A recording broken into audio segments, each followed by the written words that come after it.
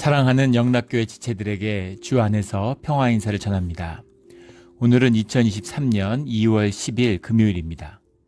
오늘의 묵상 본문은 신명기 30장 1절로 20절까지의 말씀입니다. 오늘 본문 말씀 30장 1절부터의 말씀은 이렇게 시작합니다. 내가 내게 진술한 모든 복과 저주가 내게 임함으로 내가 내 하나님 여호와께로부터 쫓겨간 모든 나라 가운데서 이 일이 마음에서 기억이 나거든. 우리 30장의 말씀은 신명기 가운데 이제 마지막 모세가 전하는 말씀으로는 뒤에 주님을 향한 찬양이 나오지만 이 회중을 향한 이스라엘을 향한 이제 말씀 선포의 마지막이죠. 결론과 같은 것입니다. 근데 결론의 말씀의 주제는 복을 받는 길이에요. 그래서 마지막 주님이 우리에게 주시기는 복 주기를 원하시는 거죠.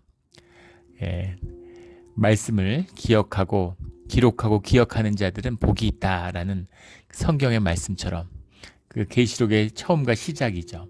주님이 우리에게 복 주시기를 원하는 그 마음이 이 모세가 증거하는 하나님의 말씀을 통해 너무나 잘 드러나 있습니다. 마지막에 잊지 마라. 결론도 그 결론. 주님이 주시는 이 말씀의 뜻, 이 깊은 뜻을 절대로 놓쳐서는 안 된다라는 간절한 당부죠. 그런데 이 앞서 들은 이 말씀, 복과 저주에 관한 말씀을 알고 있기 때문에 너희가 복과 저주를 만날 때 그때 내 하나님 여호와로부터 쫓겨난 모든 나라 가운데서 이 일이 마음에서 기억이 나거든.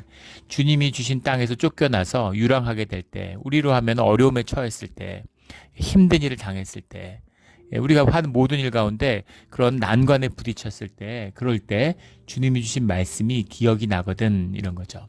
이 기억이 난다라는 것 자체가 돌이킨다, 회개한다, 다 같은 말이에요. 주님의 말씀을 기억해라. 주님께 돌이켜라. 주님께 돌아와라. 이런 말씀이죠. 주님께 돌아온다는 것은 회개하고 주님과 하나됨을 의미하는 거죠. 2절에 나오는 너와 내 자손이 내 하나님 여호와께로 돌아와. 기억이 나거든. 돌이키고 돌아와서 주님과 하나 되는 것이죠. 회개하고. 그래서 회개라고 하는 것은 주님 안에서 주님의 말씀을 깨달아 아는 것이다 라는 걸 우리가 먼저 만나게 되죠. 말씀을 들었는데 깨달지 못해요. 말씀을 아는데 그 뜻이 무엇인지를 모르는 겁니다. 귀가 닫혀 있고 눈이 닫혀 있는 것이죠. 그런데 우리가 삶의 진실 가운데서, 삶이라고 하는 아픔 가운데서, 그 고통 가운데서 주님의 말씀이 기억나거든, 이것이죠. 주님의 말씀을 깨닫게 되거든. 아, 주님이 주신 말씀이 이것이었구나 하는 것을 알게 되거든. 그러면 말씀으로 돌이켜라 라는 거죠. 말씀을 깨달아 알게 되는 것. 이것이 주님께 돌아오는 길이다. 두 번째는 그 말씀을 깨닫고 주님 앞에 나가서 자신의 죄를 회개하는 것이다 라는 것이죠. 자신의 죄를 주님 앞에 회개하고 주님 앞에 회개한다는 것은 고백한다는 겁니다. 내 신령과 진정을 주님이 만나주시는 길이죠. 주님은 죄인과 함께 하시지만 거짓과 함께 하지 않으세요. 그래서 주님 앞에 나가서 우리의 진실을 고백드리는 겁니다. 주님 앞에 우리의 죄를 고백하고 다시 주님과의 관계가 회복이 되면, 우리 관계가, 인간관계도 그렇잖아요. 문제가 있었을 때, 친구끼리 우정에 금이 갔을 때 뭔가 사건이 있었겠죠. 그것에 대해서 고백하고 거기에 대해서 사과하고 거기에 대해서 관계가 회복되는 것처럼 주님과의 관계가 회복되는 것이다 라는 것이 그 두 번째라는 것을 알 수 있죠. 그 다음에 그 관계가 회복됐으면 주님의 말씀, 받은 말씀으로 주님과 함께 살아가는 것이다 라는 겁니다. 삶으로 살 때만이 주님의 말씀의 뜻이 우리 가운데 이루어지고 주님의 인도하심을 우리 가운데 임하고 주님의 말씀의 참된 의미가 무엇이있는지를 우리가 삶으로 깨달아 알고 살게 되므로 그 복을 누리게 되는 것이죠. 이것이 우리의 삶과 밀접한 관련이 있는 거죠. 신앙은 삶입니다. 신앙은 삶이에요. 내 첫사랑을 회복하려거든 너희의 첫 행위를 회복해라 라고 주님이 계시록에 말씀하시죠. 우리의 삶입니다. 삶이 회복돼야 돼요. 왜 기독교가 망하고 종교가 망합니까? 종교화되기 때문이죠. 교리화되고 이원화되고 삶과 분리되고 무슨 이념인 것처럼, 무슨 관념인 것처럼, 무슨 교리인 것처럼, 독트린인 것처럼, 종교의 무슨 의식인 것처럼 이렇게 삶과 분리되는 겁니다. 그래서 거짓되는 것이죠. 주님의 임재가 사라지고 썩고 몰락하게 되는 거죠. 이 종교가 타락하는 그런 그 전형적인 길입니다. 삶과 하나 됐을 때, 생명과 하나 됐을 때 주님의 말씀이 우리 가운데 살아 숨쉬게 되는 거죠. 그 마음에 기억이 나거든. 여호와께로 돌아와. 오늘 내게 명령한 것을 온전히 따라 마음을 다하고 뜻을 다하여 여호와의 말씀을 청종하면, 주님의 말씀을 따라 살게 되면, 그럼 주님이 돌이키신다는 거죠. 3절에 주님께서 너를 긍휼히 여기사, 여호와께서 마음을 돌이키시고 너를 긍휼히 여기사 포로에서 돌아오게 하시되, 그 흩으신 모든 백성 중에서 너를 모으시리니. 흩어졌던, 그건 뭐 공간적으로 물리적으로 흩어진다는 의미도 있지만 마음이 흩어지는 거죠. 또 남남이 되는 거예요. 교회가 10,000명이 모여도 한 가족 같고 정말 이렇게 단단한 10명같이 100명같이 느껴지는 그런 때도 있고, 100명인데 10,000명같이 느껴질 때도 있어요. 멀어지고 서로 뭐 이렇게 이렇게 거리가 지고 틈이 지고 이래가지고 완전히 무슨 교회 안에 다른 교회들이 여러 개 있는 것처럼 그렇게 될 수도 있는 것이죠. 그 흩어진 곳에서 주님이 마음을 모으시겠다 이렇게 말씀하시는 겁니다. 그걸 돌아오게 한다. 다시 모으시겠다. 4절에 내가 쫓겨간 자들이 하늘가에 있을지라도 내 하나님 여호와께서 거기서 너를 모으실 것이며, 주님이 그 마음을, 삶의 자리를 한데 모으신다는 거죠. 하늘가에 있을지라도, 끝까지 흩어졌을지라도 주님이 다시 모으게 하신다. 이렇게 주시는 말씀입니다. 우리 지난주에 우리 반석학교 친구들 방문했다 갔죠. 우리 탈북자 청년들. 근데 그렇게 주 안에서 같이 이렇게 모여서 예배드리고 주님을 나눈다는 것도 참 놀라웠고, 우리가 자연스럽게 받아들였지만 기적 같은 일이죠. 언제 봤다고, 전혀 다른 문화에서 자랐는데, 그런데 주님 안에 있기 때문에 우리가 교회로 하나 되는 것이죠. 그리고 홈스테이를 해서 가정에 머물렀는데 불과 2박 3일의 짧은 시간이었어요. 근데 마지막 떠나는 날 교회에 내려주는데 서로 허그하고, 떠날 때까지 같이 있는데 그렇게 아쉬워하고, 눈물을 글썽이는 분도 있고, 그 신령과 진정의 만남이죠. 진실의 만남입니다. 영이 통하는 거죠. 하나 되었음을 알게 되는 겁니다. 깊은 이 하늘의 비밀, 하늘가에 있을지라도 너희를 모을 것이다. 미국 땅에 와서 이렇게 만나도 이렇게 반갑고 좋은데, 무슨 원수 졌다고 이렇게 70년, 80년이 되도록 이렇게 막 서로 미워하고 싸우려고 그러고, 북한과 미사일 계속 쏘고 뭐 하는 짓입니까 정말. 이번에 우크라이나 전쟁을 하면서 깜짝 놀랐는데, 미국이 한국에게 자주포탄, 그 폭탄을 조달해달라고 요구했다는 이제 그런 뉴스가 나와서, 무슨 미국이 뭐가 하셔서 한국에 무기를 달라고 그러나 깜짝 놀랐어요. 한국이 이제 분쟁 지역에 직접 무기를 주지 않는다라는 원칙이 있어서 한국이 우크라이나에 무기를 줄 수는 없고, 미국이 우크라이나에 무기를 주고 한국은 미국에 무기를 주는 거죠. 그게 그거죠. 또 북한은 러시아에 무기를 대주고 있다고 그래요. 북한은 참 진짜 악과 악은 통한다고, 좀 악의 연대 같습니다. 근데 놀란 건 뭐냐면 그 화력,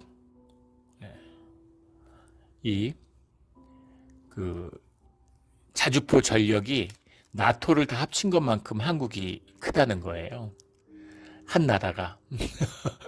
굉장히 충격을 받았습니다. 그리고 러시아의 그 재래식 화력보다 북한이 더 많대요, 화력이. 작은 땅에서 한 민족이 이게 뭐하는 이 분리와 이 분열을, 이거를 화해할 수 있는 길이 뭐가 있어? 전쟁을 하고 수많은 사람이 죽었는데, 이 원수진 걸 풀 수 있는 것, 하나 되게 하는 비밀은 주님밖에 없습니다. 주님 안에서 회복되고 주님의 말씀대로 갈 때 주님이 회복시키시는 역사가 있는 것이죠. 그것뿐이겠어요? 뭐 나라가 간간히, 우리 대한민국이 완전히 두 동강 난 것 같아요. 남자와 여자로, 옛날엔 지역으로, 이념으로, 세대로, 이제 뭐 성별로 무엇이든 갈라치고 무엇이든 서로 미워하고 증오하는, 이게 세상의 모습이죠. 이 마귀의 역사예요. 이걸 끝내고 하나 되는, 한 마음으로 모이고 평강과 기쁨을 회복하는 그 비밀은, 생명을 회복하는 비밀은 주께만 있다라는 것이 성경이 증거하는, 또 우리가 삶으로 깨달은 명백한 진실이죠. 뭐 민족까지 갈 건 뭐 있겠습니까? 주님의 성령을 잃어버리면 그럼 가족끼리도 원수지잖아요. 형제끼리 원수지고 부부끼리 원수돼서 헤어지고 이렇게 되는 것이죠. 땅 끝까지, 하늘 끝까지 있어도 주님이 다시 너희를 모으실 것이다. 하나 되게 하시겠다. 이 회복이 우리 가운데 이루어지기를 주의 이름으로 축원합니다. 근데 5절에 아주 재밌는 말씀이 나와요. 내 하나님 여호와께서 너를 내 조상들이 차지한 땅으로 돌아오게 하사 내게 다시 그것을 차지하게 하실 것이요 주님이 주신 축복의 땅을 다시 갖게 된다는 거죠. 주님 안에서 마음을 회복하면 주님의 말씀에 따라 청종하는 그런 삶을 살게 되면 회복시키시는데 내게 선을 행하사 너를 내 조상들보다 더 번성하게 하실 것이며 이상한 말씀이죠. 예. 조상들의 말씀을 읽고 뿔뿔이 흩어져서 노예된 삶을 살았는데 세상에 노예된 그런 삶을 살았는데 만약에 회개하고 돌이키면 그러면 주님이 더 복된 더 큰 복을 더 번성하게 하신다는 거예요. 복되고 번성하는 게 주님과 함께하는 생명의 비밀인 건 알겠는데 그런데 더 복을 주실 건 뭐가 있습니까? 예. 감옥에 갔다 왔는데 반성하고 회개하니까 더 복을 준다. 삶을 회복하니까 무너졌을 때 전보다 더 좋게 해주신다. 그거보다 좀 못하게 해주셔야 되는 거 아니? 그게 섭리에 맞는 것 같지 않나요? 왜 더 복을 주실까? 예수님이 말씀하시는 탕자의 비유에 나오는 이야기잖아요. 왜 큰아들보다 나가서 재산 다 까먹고 돼지 쥐염 열매를 먹다 돌아온 그 아들을 더 반기고 그 아들에게 그렇게 환대해 주시는가? 나를 위해서는 양 한 마리 안 잡더니 어떻게 저 탕자를 위해서는 소를 잡습니까? 라는 큰아들의 분노. 이건 아버지의 마음, 사랑을 만나기 전까지는 알 수 없는 거예요. 마귀는 절대 알 수 없는 겁니다. 사랑을 만나는 주님이 사랑이신데 사랑을 만난 자만이 이 비밀을 알 수 있죠. 이것이 천사도 모르는 마귀도 모르는 오직 우리 인간만이 주님 안에서 주의 자녀만이 깨달을 수 있는 주님의 은혜의 비밀인 거죠. 제가 이제 아이들 셋을 키웠는데 아이들 엄마가 이제 암으로 일찍 떠났죠. 막내가 4살 때 이제 암투병을 시작해서 8살 때 이제 엄마가 떠났습니다. 4살 때도 어렸는데 계속 병원에 다니고 또 이제 그 감염의 위험이 있으니까 엄마 가까이 못 오게 했어요. 그래서 이제 그때 신학교 했을 때인데 방을 아파트 하나 더 줘가지고 2집 살림을 하게 됐습니다. 한 집에 이제 엄마가 있고 여기는 아이들하고 있고 뭐 가까이 붙어 있었기 때문에 왔다 갔다 하면서 했죠. 그래서 이제 엄마가 떠났을 때가 8살이니까 참 애를 보면 항상 가슴이 아프죠. 근데 엄마가 떠나는 게 얘가 그걸 받아들이기 힘든데 큰 충격이었어요. 엄마가 죽었다고 해도 그걸 잘 이해하지 못했는데 엄마가 이제 시신이 이렇게 그 장의사들이 와서 수습을 해서 떠나니까 굉장한 충격을 받더라고요. 그 다음에 이제 화장을 하니까 또 더 큰 충격을 받고. 그래서 애가 굉장히 힘들었습니다. 분리불안이 와가지고 뭐 심리 치료도 받고, 근데 애가 막 이제 떨어지질 않아요. 항상 붙어 다니고, 밤이 되면 화장실을 못 가는 겁니다. 자고 있다가 제가 일어나서 화장실을 가면 쫓아와가지고 다리를 다 붙들고 있고, 그리고 화장실을 혼자 못 가서 오줌을 싸고 저랑 같은 방을 썼습니다. 한 방에서 같이 살았는데, 그걸 보는데 정말 그 속상하고 가슴 아픈 그 비통함이라는 건 뭐라 말할 수 없죠. 어떤 점에서는 그 아이들 엄마를 앞세운 것보다 더 비통함이 있었어요. 정말 말할 수 없는 비통함이었습니다. 그런데 아이가 이제 회복되고 다시 혼자서 이제 화장실도 갈 수 있게 되고 이렇게 됐을 때 느끼는 그 기쁨이라는 게 이루 말할 수가 없더라고요. 초등학교 그 2, 3학년, 3, 4학년 된 애가 화장실을 혼자 간다는 게 기뻐할 일입니까? 당연한 일이잖아요. 근데 당연한 일인 것 같지만 말할 수 없이 감사하고 기쁜 것이죠. 이것이 이제 주님 안에서 주님의 마음이겠구나라는 걸 느꼈습니다. 우리가 뛰어다녀야 할 때 나이인데 자리에 주저앉아서 기지도 못하는 거죠. 그걸 기어갈 때 그때 주님이 느끼시는 기쁨, 우리가 주님의 이름으로 한 발짝이라도 일어나려고 할 때 비실비실하다가 또 쓰러지고 비실비실하다 또 쓰러져도 주님은 박수를 치시고 기뻐하시는 거죠. 이런 마음이 주님의 마음이다. 이 마음을 알면 조상들보다 더 번성하게 한다. 하는 이 깊은 의미, 회개하고 돌아오면 더 축복한다. 이 말씀의 의미를 알게 되는 거죠. 이걸 또 현상적으로 세상 것으로 보게 되면, 아니 그러면 죄 짓고 돌아온 사람이 더 복을 누리면 죄 지은 게 더 좋은 것이냐. 예, 우리 로마서나 고린도서에 나오는 그런 의문이죠. 예, 주님을 몰라도 너무 모르는 사람들이 하는 얘기입니다. 주님을 모르는 사람들이 그런 얘기를 하는 걸 들었어요.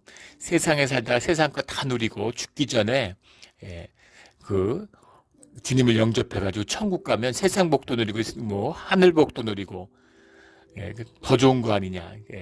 하늘의 복이 무엇인지, 주님과 함께하는 복이 전혀 모르는 사람들이 하는 소리죠. 복이 무엇인지, 그 은혜가 무엇인지를 전혀 모르는.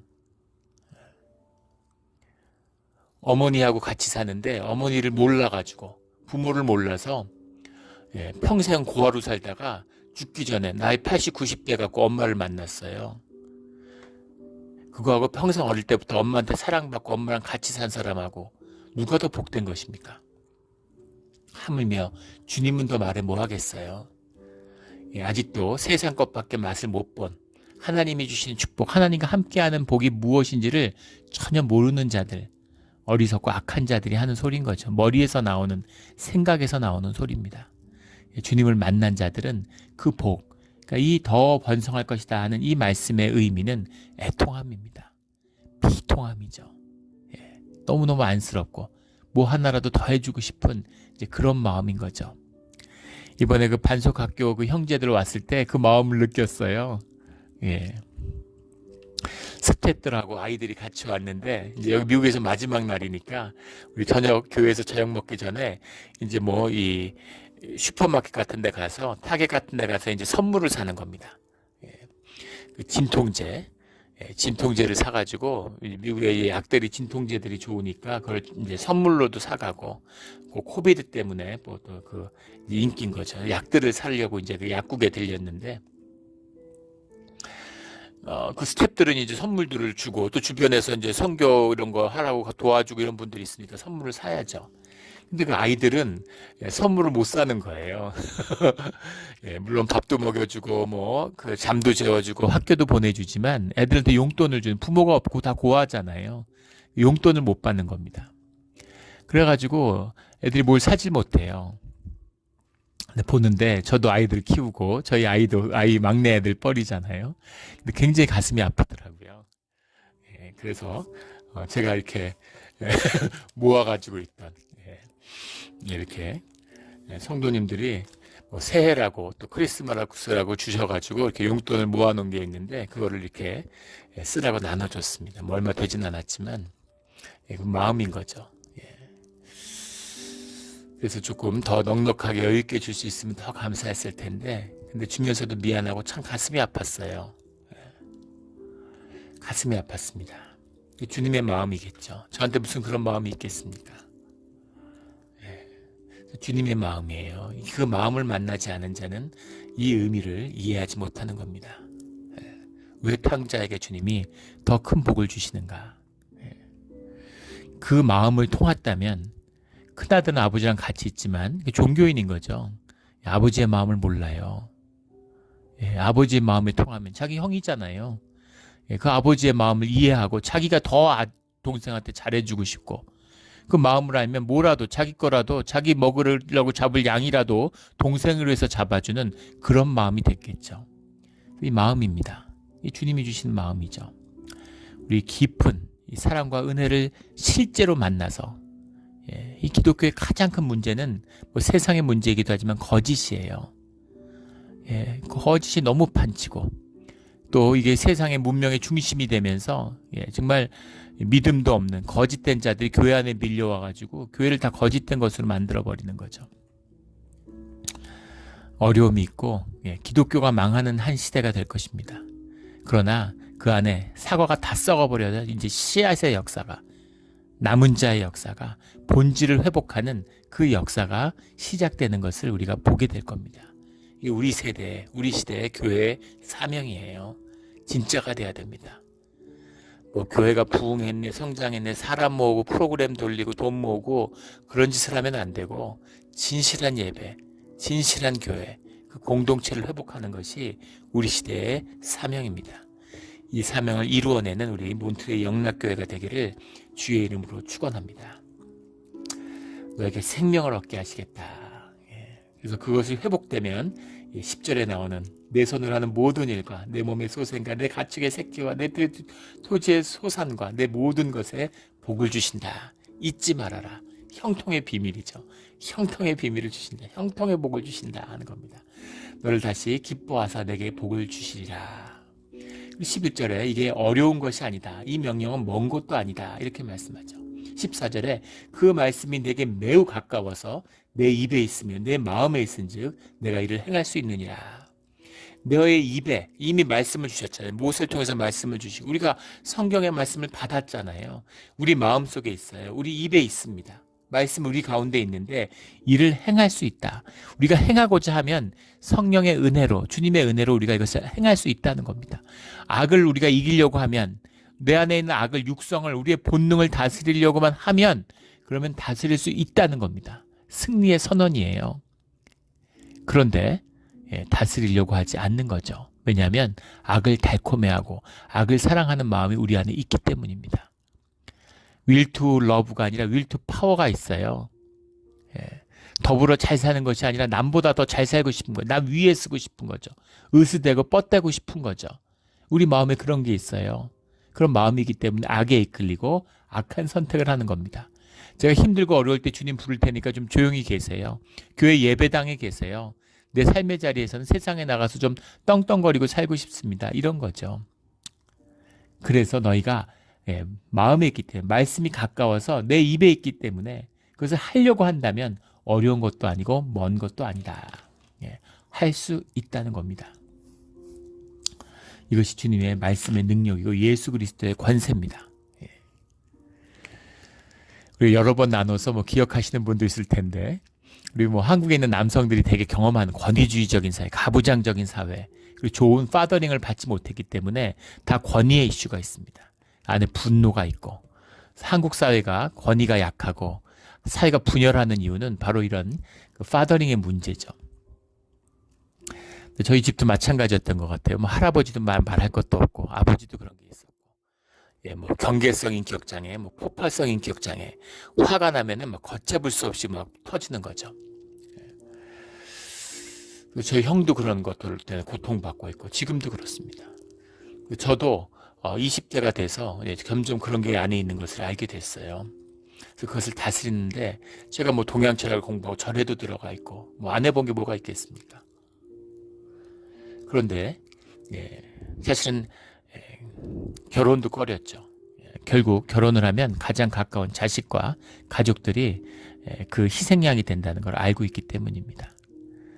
그런데 이제 사랑하는 사람을 만나고 결혼을 하고 그걸 다루고 싶은 거죠. 그런데 제가 처음에 교회에 나오고 기도를 못했습니다. 목사님이 하루에 기도문을 적어도 주시고 1분씩 주기도문 같은 거를 천천히 큰 소리로 읽고 시편 같은 걸 읽으면서 그 기도다. 시편의 기도인 거죠. 그것을 내 마음으로 받아서 이렇게 읽으라고 이렇게 어렵게 기도를 짜내지 말고 그것도 쉽지 않았습니다.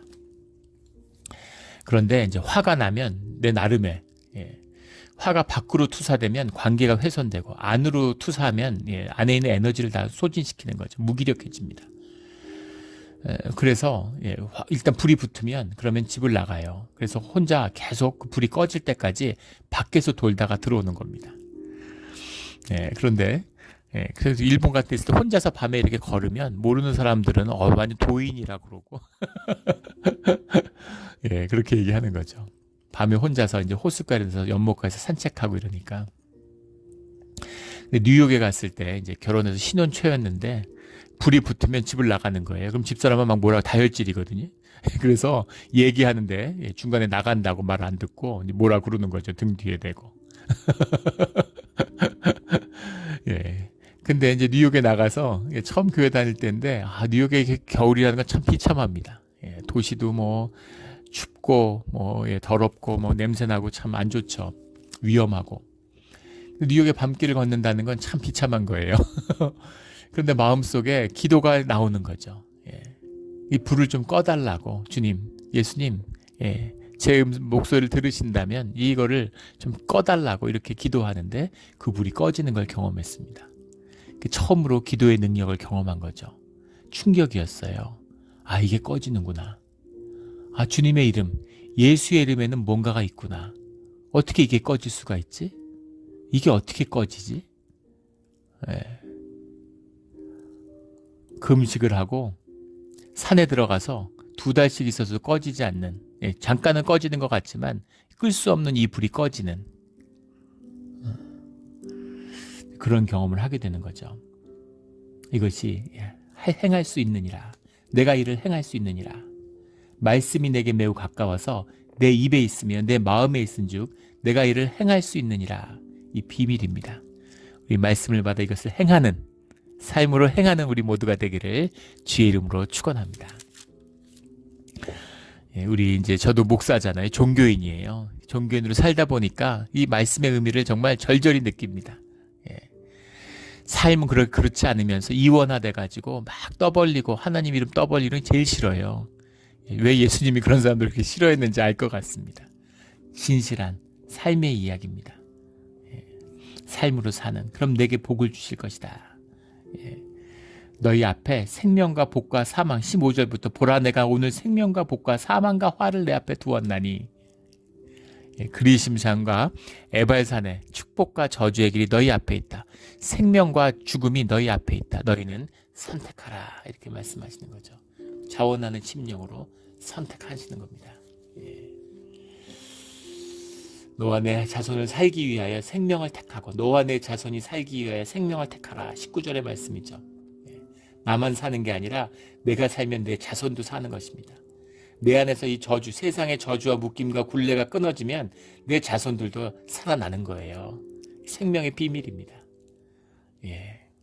평생 세상에서 빌빌하고 산 것도 억울한데 자식들도 빌빌해요. 이거보다 비통한 일이 어디 있겠습니까? 부모가 노예면 자식도 노예예요. 내가 세상의 노예로 살았는데 어떻게 자식이 세상에서 자유하게 살 수가 있습니까?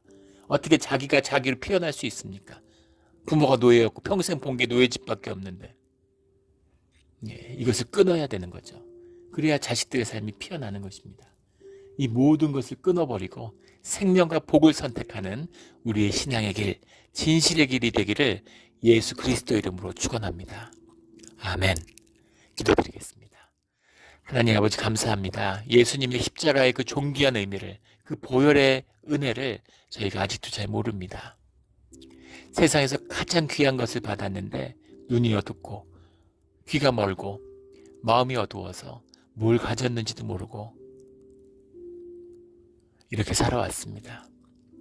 주님, 세상의 굴레와 멍해를 깨고 주님 안에서의 은혜와 사랑으로 정말 복을 누리는, 생명의 복을 충만히 누리며 자식들이 피어나는 것을 보면서 살아가게 하여 주시옵소서.